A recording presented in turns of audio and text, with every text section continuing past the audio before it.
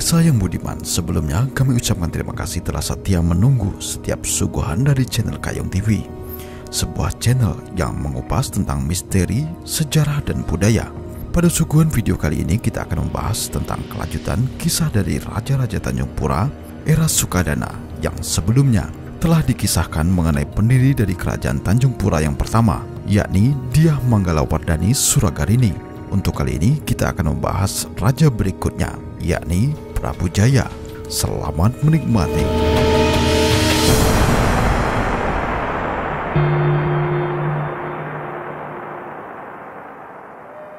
Kisah tentang Prabu Jaya ini sangat melegenda di kalangan masyarakat, terutama yang berkaitan dengan asal-usul dan perjalanan hidup sebagai pangeran dari Majapahit yang mempersunting seorang putri dari Raja Hulu Air, yakni Siak Bahulun, yang bernama Putri Junjung Buih atau Dayang Potong.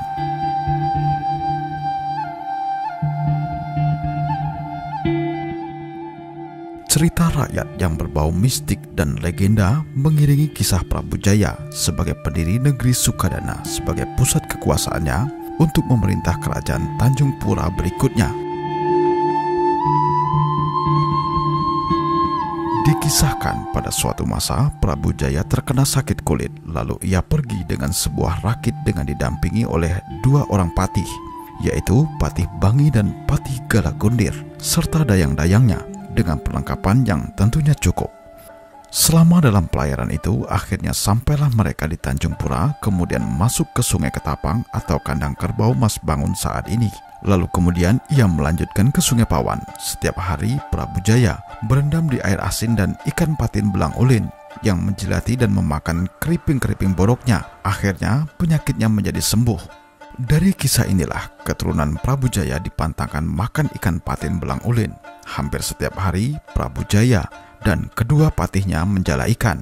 Maka pada suatu ketika mereka mudik jauh ke hulu, dan tiba-tiba Patih Bangi melihat ada benda putih yang hanyut. Setelah diperhatikan ternyata benda itu adalah sebuah mundam, yaitu sejenis mangkok yang tertutup. Setelah dilihat ternyata mundam itu berisi sehelai rambut.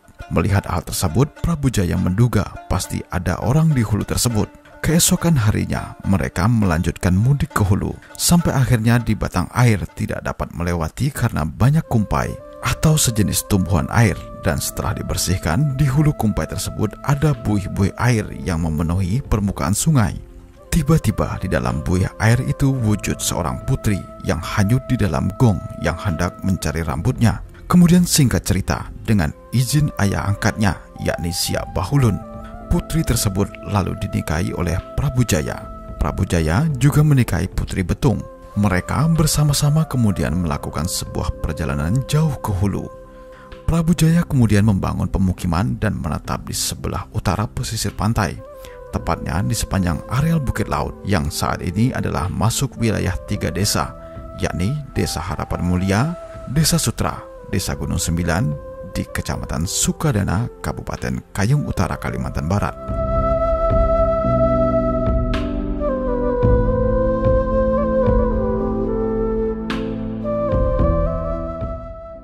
Prabu Jaya kemudian membangun Sukadana untuk rakyat agar dapat berkumpul dan bertahan di sana. Walaupun daerah kekuasaannya saat itu sangat kecil, namun hal tersebut merupakan awal mula dari peradaban besar di Pulau Kalimantan pada masa itu. Prabu Jaya juga sering disebut sebagai pangeran atau juga dikenal sebagai ratu. Ia wafat di negeri Sukadana dan dimakamkan di sekitar areal Bukit Laut. Prabu Jaya atau Brawijaya yang merupakan pangeran dari Majapahit tersebut sangat dihormati oleh penduduk asli, dan selanjutnya perluasan kekuasaan hingga jauh ke pedalaman. Setelah wafatnya Prabu Jaya, kerajaan Tanjung Pura era Sukadana selanjutnya diwariskan kepada putranya, yaitu Baparung.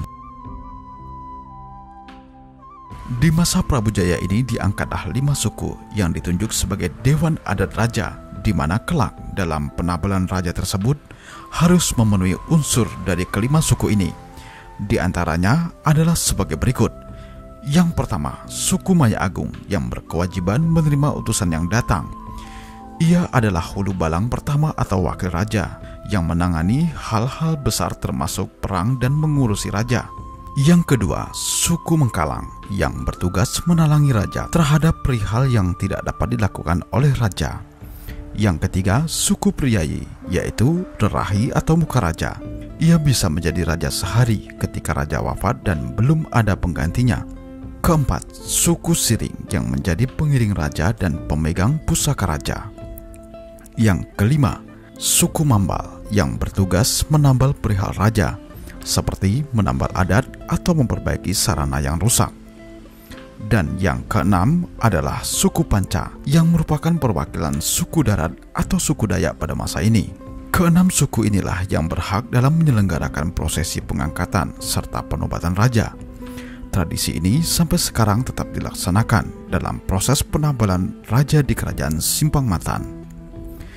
Demikianlah kisah sejarah Kerajaan Tanjung Pura di masa Prabu Jaya sebagai Raja Tanjung Pura yang kedua.